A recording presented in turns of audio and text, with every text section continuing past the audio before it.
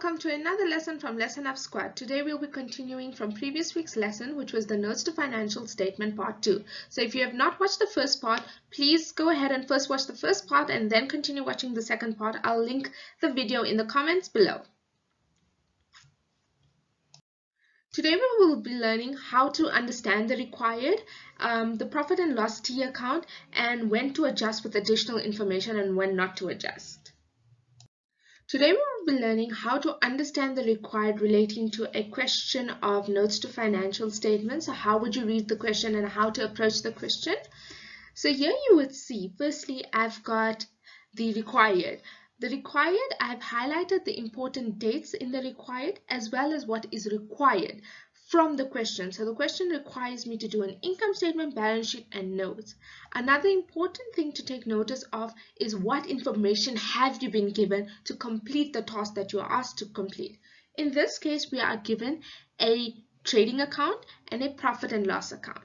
A trading account is basically a T account of your GP. So on your income statement, you've got your sales, cost of sales, and then you've got your GP. And that is exactly what a trading account will give you, is your sales, your cost of sales, and the balancing to be your profit and loss, your GP.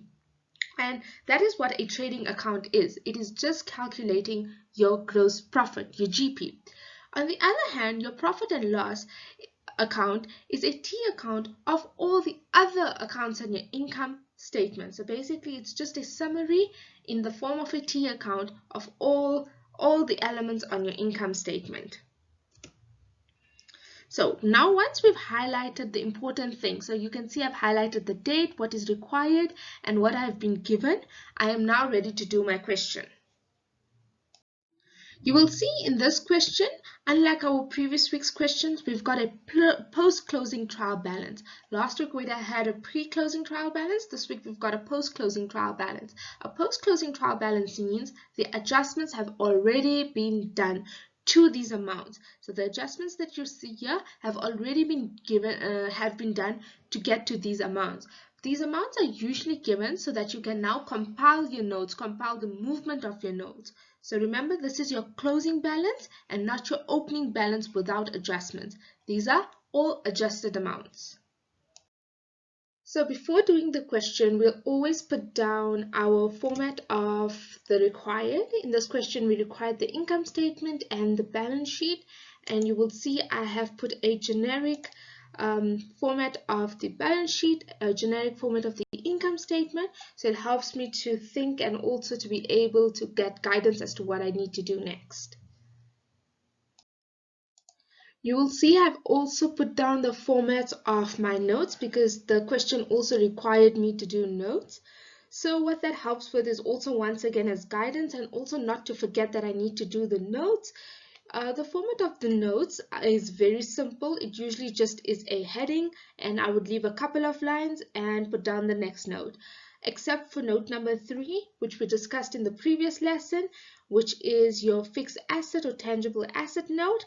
Remember this note, you would have the columns for all the different type of equipment going down in columns, and then horizontally you would have on top, the top part has your cost, the middle part has your movements, and the bottom part has your cost, which is your closing balance, which you calculate using your cost and your movement. Here are some other notes that are required when you do a balance sheet. The formats of these are very simple.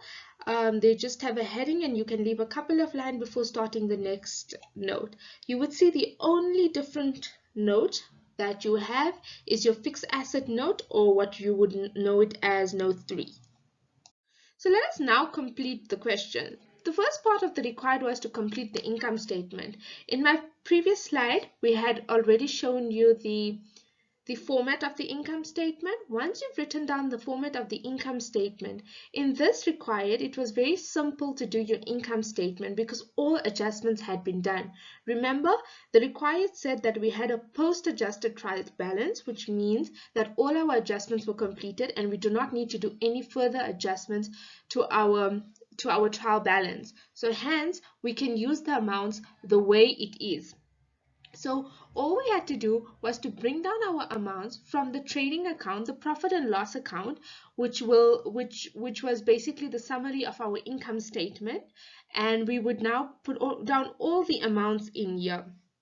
You would also notice that we have two notes in the income statement: interest income and interest expense. For school purposes, these are the only two notes that you have at school level. So remember, with income statement, don't forget these two notes: interest income, interest expense. Now that we've completed the income statement, let us complete the notes that go with the income statement, which is the interest income and the interest expense. See how both of these notes actually just give us more information as to where the interest income and interest expense comes from. This is to provide more information to the users of the financial statement. You will see interest income comes from investment. We had that information in our TB and from our profit and loss account. Just as well, for interest expense, we had the same type of information that the interest expense we had was coming from loan. This is a relatively simple note to do as well in the exam. Now that you've completed the income statement and the notes to income statement, let us look at the balance sheet. The balance sheet, you could also bring down all the values from your trial balance into your balance sheet. Remember, we could do this in this example because this is an example in which all adjustments were done. It was a post-adjusted trial balance. The only thing you need to be careful about bringing down balances in your balance sheet is for loans and fixed deposits. This is where you split between your short-term and long-term portion. So you will see, I will take you through the notes later where I've shown you the split of these short-term and long-term, but they've given us this information to tell us how much will be paid in the next 12 months and how much is relevant for after 12 months, giving us the non-current portion. So now that you've completed the income statement, the notes to income statement and balance sheet, let us look at the first note for balance sheet. The first note we're looking for balance sheet is your fixed asset note. The fixed asset note is usually the most difficult note on your balance sheet. The purpose of the fixed asset note is to give the users of the financial information the users of the financial statement more information about what is happening with the fixed assets. And the fixed asset note is structured also very differently from the other notes. The format you will see, vertically you have all the types of fixed assets, your land and building, vehicle and equipment, and horizontally you have the cost and the movement. The fixed asset note is divided into three parts: the cost, the top part, the movements, the middle part, and the cost at the bottom, the closing balance, the end part. So to calculate your closing balance, it is the top part, the first part, your cost, plus or minus your movement will give you your closing balance. This is a very interesting example to see because we've got a post-closing trial balance. Once again, a post-closing trial balance means an adjustment has already been done. So for your income statement purposes, this is very easy. You just have to take the values and put it on your income statement. But for your balance sheet, this means you need to remember this constantly, that the adjustments have been done and you have to remove it or to be able to show it separately for the current year. What I mean by that is, if you have a look, you will see we have brought down 484, 110 and 103, 500 respectively for land and building, vehicles and equipment as part of our cost, which is correct, and this is what it should have been. Our accumulated depreciation here is 61,250 for vehicles and for equipment 76,850, but you will see the value that we have here is different. That is because the accumulated depreciation in these value already includes the adjustments made for current year. Our note asks us to show the depreciation for the current year separately. So you have to remove this. You have to remove the current year's portion, which was given to us: vehicle 15,000 and equipment 11,600, to be able to get back to our opening balance accumulated depreciation. Once that is complete, you now go ahead to add the 15,000, 11,600 separately on the face of your notes to show the depreciation for the current year. The last part is simply adding the top part and the middle part to get to your last part. So for example, Land and building has no depreciation. Please be mindful, land and building will never have depreciation. Do not depreciate land at any cost. So let's look at vehicles. Vehicles, you've got your accumulated depreciation plus your current year's depreciation of 15,000. Both combined will give you 61,000. Equipment will give you, for accumulated depreciation, you had an opening balance of 65,000 and closing balance, movement of the year of 11,600 to give you 76,850. You can see this is correct because your closing balance equals to the closing balance on your trial balance that you had, which is what you're supposed to have. Remember, anything that's in your financial statements must be what's in your notes. In your trial balance, you had these values, but because these were after adjustments, you had to split it to get it what it was before the adjustment, what the adjustment was, and what it was there after the adjustment. This is a complicated note, so you shouldn't be nervous. What you should do is practice this note often, and if you have any questions, please reach out. Let us now look at some of the easier notes of the balance sheet. The first note being the inventories. You would notice how the inventory note gives the users of the financial statement more information as to what the inventory is made of. You will see bulk of the inventory is made of trading stock and only a small portion of it is made up of consumable stores on hand. Likewise, trade and other receivable, like we discussed in our previous lesson, trade and other receivable includes trade debtors and all the other receivables that you are expected to be receiving.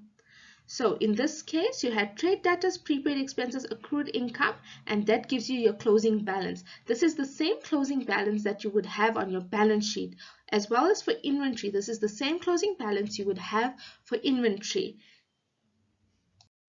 The next note of the balance sheet is the cash and cash equivalents note.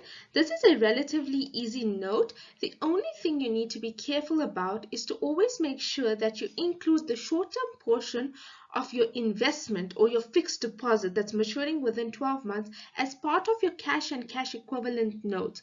Once again, this note is telling you that you've got a fixed deposit maturing within 12 months of 15,000 Rand, you've got a bank, you've got a cash flow, and no petty cash.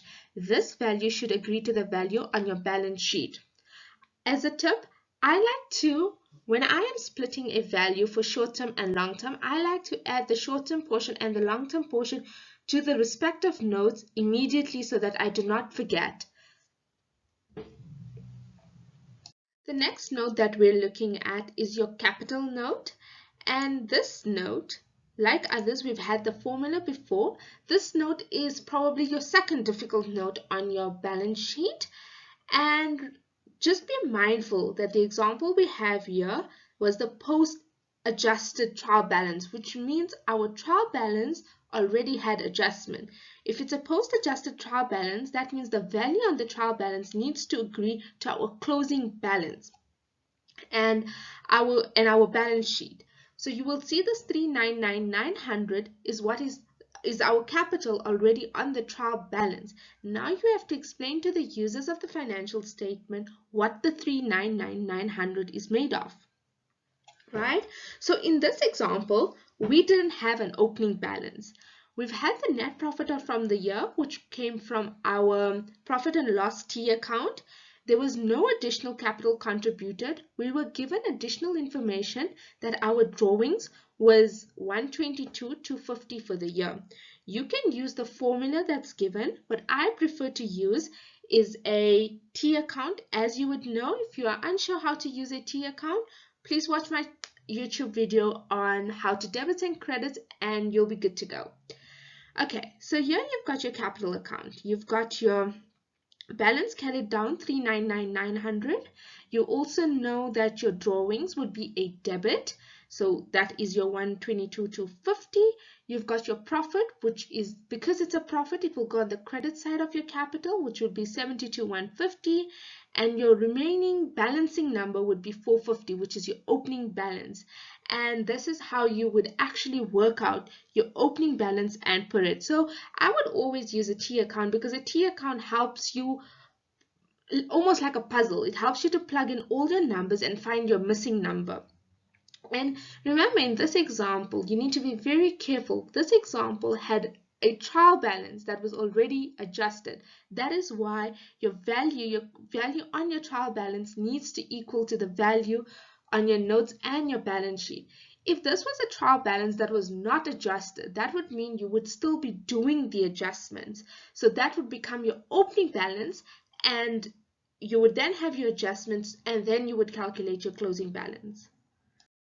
Trade and other payables is another easy financial statement balance sheet note, but like I had previously mentioned, it does not only include trade creditors but all your other payables. You can see this note tells us all the amounts that you need to pay. So that would be your trade creditors, accrued expenses, and income received in advance. So just a very quick recap, guys. Today you've learned all your income statement notes, all your balance sheet notes, as well as how to treat a post-adjusted trial balance and how to understand a required. If you still have any questions, please don't hesitate to reach out. That's all for today, guys. Thank you so much for watching. Hope you guys have learned. If you still have any questions, please feel free to drop me a mail, subscribe to our YouTube channel, follow us on Instagram, feel free to ask questions in the WhatsApp group, and most importantly, please share this initiative with all your family and friends so that everybody can benefit. Thank you once again so much for listening. Until next time, bye-bye.